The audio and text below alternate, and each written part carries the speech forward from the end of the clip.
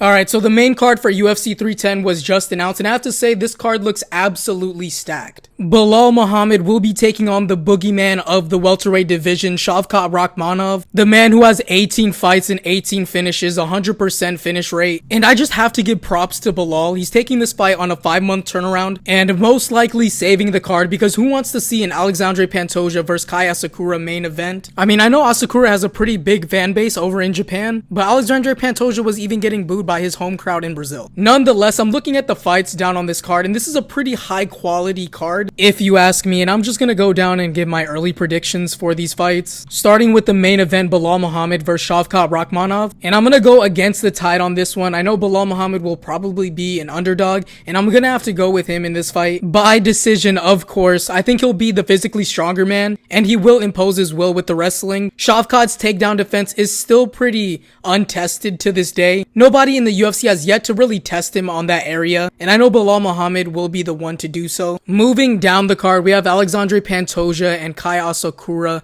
as the co-main event, and I'm gonna be riding with Pantoja for this one. If you go back and look at some of Kai Asakura's wins in Rizin, the previous promotion he was just at, the way he TKOs the majority of his opponents is banned in the UFC, like with soccer kicks or knees to a grounded opponent. And if he doesn't end up getting disqualified by an illegal strike, I believe he will get subbed, as there really isn't any elite level grapplers in Rizin like there is in the UFC, and a debuting title shot without having any time to adjust to the new rules might be a bit tricky for Kai Asakura. Next up, we have Cyril Gane versus Alexander Volkov, and I really like this matchup. It's going to be a great stand-up fight, and this fight is huge for the heavyweight division because the winner of this fight will be fighting for the title, assuming that John Jones or Stipe retires after UFC 309, and Tom Aspinall will fight the winner. But as for an early prediction for this fight, I think the exact same thing happens again. I see Cyril Gane winning a competitive decision and just proving that he's the better striker overall, using his distance management and his footwork to get the decision win. I feel like the only way to defeat Cyril Gane is if you can chin him, and Alexander Volkov isn't really a power hitter. He has good combinations, but he isn't known to one-shot KO somebody. Moving on down, we have Vicente Luque versus Nick Diaz, and I'm not messing with this one at all. I think the UFC messed up a perfect opportunity to do the Nick Diaz versus Tony Ferguson fight. Maybe the UFC can set up that matchup depending on how this one goes, but as for the prediction,